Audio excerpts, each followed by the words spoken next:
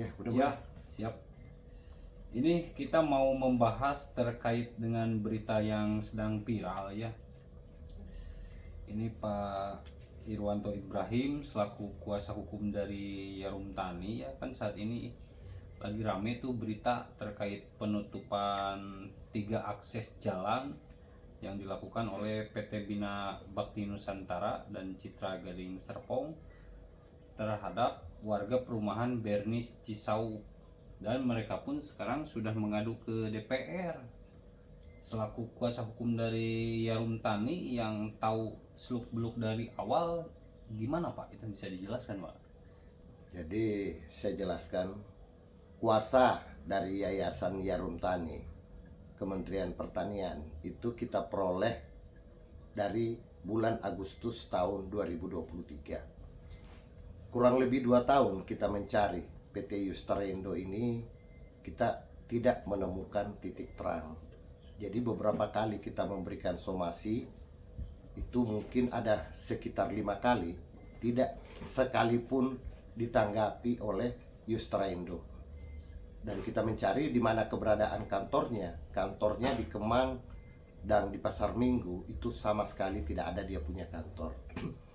Jadi menyikapi permasalahan apa yang terjadi dengan penutupan areal oleh perumahan Bernis oleh PT BBN dan CGI, saya katakan itu merupakan suatu langkah titik terang untuk memasuki bagaimana terangnya masalah ini yang saya katakan hampir 2 tahun itu gelap. Nah, sekarang sudah mau ada titik terang. Jadi saya menjelaskan kepada seluruh penghuni atau karyawan Departemen Pertanian, sekarang Kementerian Pertanian, yang seharusnya mendapatkan haknya di tanah tersebut, itu bisa dikatakan digelapkan oleh PT Yustarendo. Dasarnya itu adalah Yarum Tani memiliki kerjasama dengan PT Yustarendo tentang pembangunan perumahan, itu tertuang dalam akte notaris Raharti Sudarjati Sarjana Hukum nomor 21 dan nomor 25 tanggal 9 Maret 1987. PT Yustarendo itu harus memulai mengembangkan, mengelola, membangun, menjual selambat-lambatnya tanggal 1 Januari 1988. Tapi nanti pada Desember 88 PT Yustarendo memberikan laporan terhadap apa yang dia lakukan di lapangan. Dia katakan bahwasanya yang sudah mendaftar atas pembeli tersebut 203 orang dan 45 orang dalam proses pembelian. Jadi total 248 orang.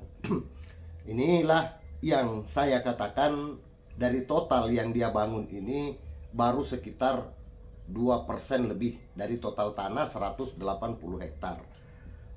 Nah, ini saya katakan Yustarendo ini setelah membangun itu tidak ada lagi kabar berita bagaimana untuk pembangunan selanjutnya. Nah, dinanti-nantikan oleh karyawan Departemen Pertanian untuk haknya mereka yang telah dituangkan di dalam akte notaris dan berdasarkan beberapa SK menteri, baik dari Kementerian Pertanian sendiri, Menteri Keuangan, Menteri Dalam Negeri, semuanya seolah-olah lahan tersebut PT Yustarendo merasa memiliki areal tersebut. Nah, itulah yang mendasari mungkin bagaimana legal atau kepemilikan Yayasan Yarum Tani ditunjuk oleh Kementerian Pertanian untuk mengelola areal ini. Ya. Jadi semenjak dari realisasi yang diperkirakan 2% itu mandek ya Pak ya? Mandek. Ya, dan kemudian Yarum Tani melakukan gugatan hukum ya? Ya, Sudah ada sampai putusan kasasi. jadi begini, pada tahun 2008 itu Yarum Tani mengetahui bahwasanya ada peralihan kepada PT HIPI menjual lahan kurang lebih sekitar 20 hektar untuk membangun perumahan elit. Nah, disinilah diprotes oleh Yarum Tani dan melaporkan ke Kejaksaan Tinggi Banten dan ditetapkan sebagai tersangka direktur utamanya. Yang mana kabar tersebut itu ada beritanya, ya kan, bisa dilihat bahwasanya direktur utama dari PT Yustraindo minta perlindungan atas penetapan tersangka yang dilakukan Asintel Kajati Banten. Nah, disinilah saya ngelihat bahwasanya apa yang dilakukan oleh PT Yustraindo sama dengan tadi, bahwasanya mereka menganggap bahwasanya areal tersebut setelah perjanjian notaris yang saya sebutkan tadi, dia merasa tanah itu setelah di-HGB-kan menjadi milik PT Yustraindo. Nah, untuk menjawab bagaimana apa langkah hukum secara keperdataan yang dilakukan oleh Yayasan Yarum Tani, itu dengan melaporkan ke pengadilan Jaksel untuk menggugat secara keperdataan apa yang dituangkan di dalam perjanjian notaris yang saya sebutkan tadi. Itu di tahun 2012. Dan ini sempat saya katakan bahwasanya dimenangkan oleh Yayasan Yarum Tani mulai dari tingkat pengadilan negeri Jaksel, terus Yustraindo banding lagi di tahun 2013-14, terus menang lagi Yayasan Yarum Tani, dan selanjutnya di tingkat kasasi Yustraindo kasasi lagi, tapi seluruhnya dari 3 tingkatan tadi sama sekali dimenangkan oleh mutlak oleh Yayasan Yarum Tani apa yang tertuang di dalam keputusan tersebut. Yang mana di dalam keputusan itu dia diharuskan membayar kekurangan nilai tambah marketing fee atas penjualan rumah kepada penggugat sebesar Rp6.507.512.500, menyiapkan kapling siap bangun dalam per kaplingnya itu sebanyak 1000 meter persegi sebanyak 210 kapling. Untuk karyawan Departemen Pertanian, membangun rumah tipe 21 luas 60 sebanyak 380 unit.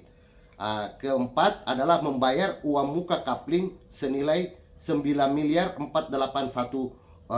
juta. Membayar uang muka rumah senilai 3.948.579.500 rupiah.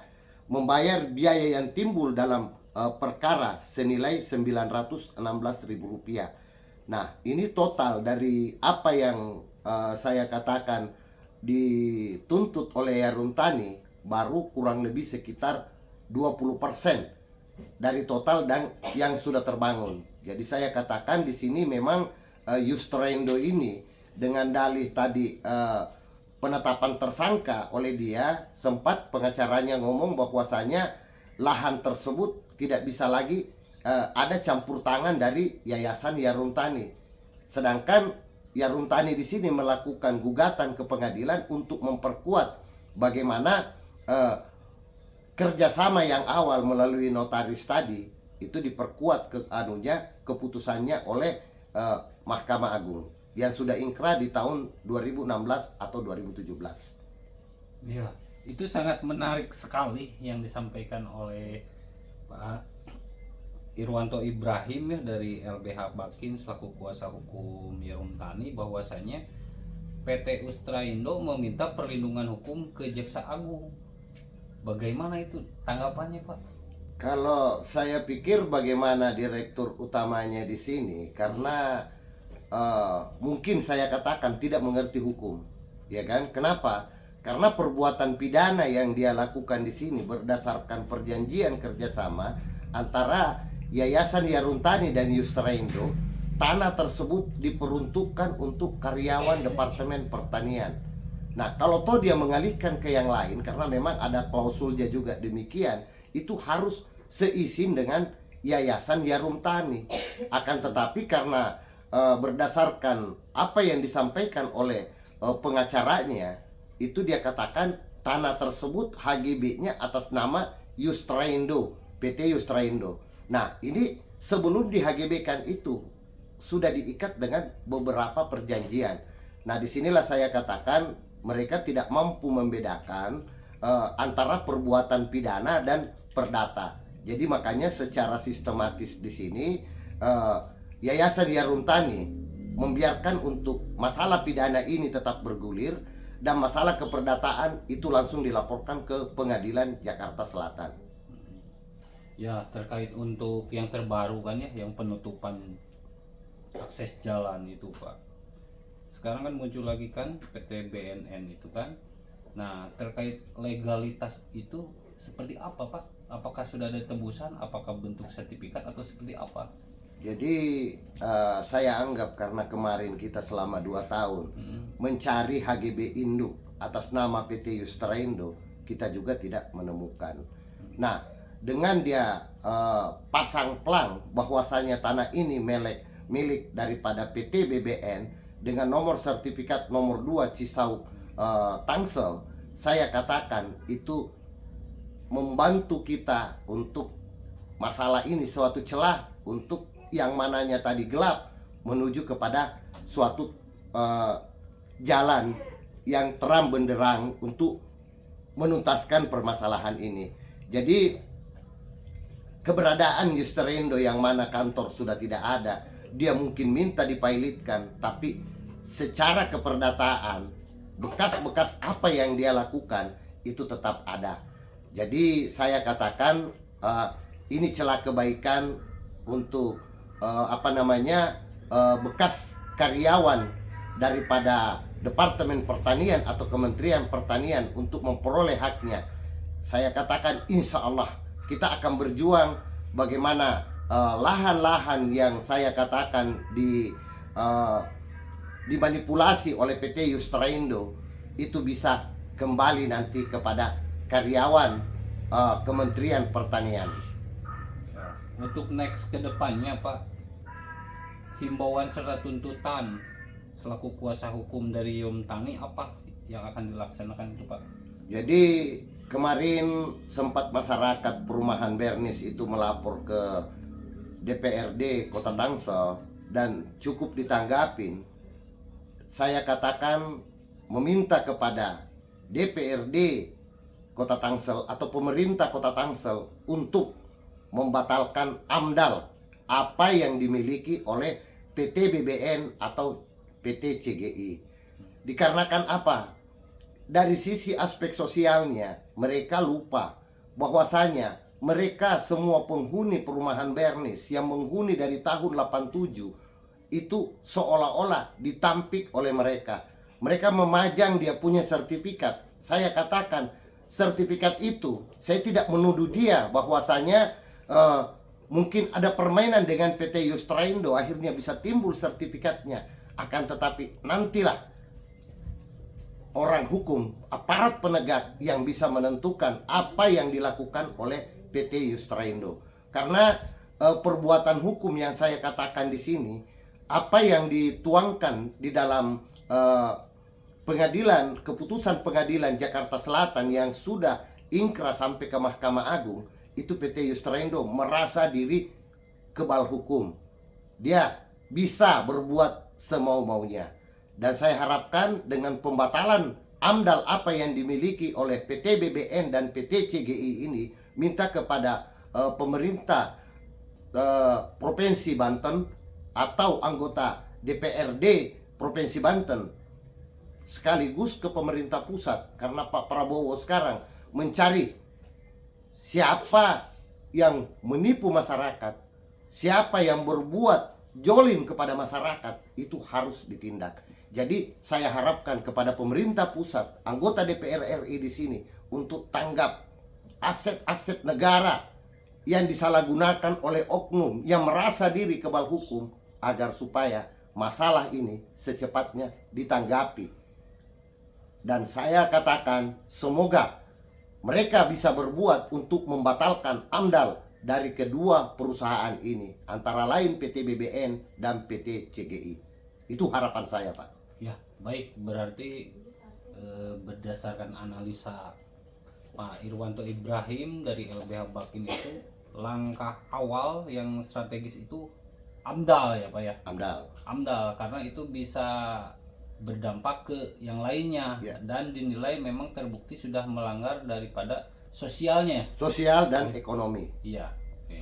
Jadi saya harapkan AMDAL di sini menyalahi aturan karena dengan menutup jalan pemukiman itu, ya kan, yang mana secara sosial masyarakat ini dari perumahan Bernis itu dia menguasai areal itu dari tahun 87, bermukim di situ 88 akhir.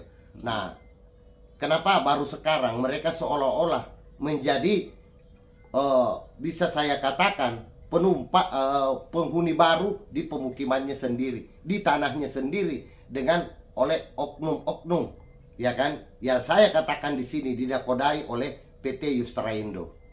Itu harapan saya, Pak. Semoga AMDAL ini bisa ditindaklanjuti, ditindak keras oleh pemerintah, baik dari Kota Tangsel, Provinsi Banten, dan pemerintah pusat, yang mana Pak Prabowo, saya menanti bagaimana apa yang kau maksud untuk membela rakyat.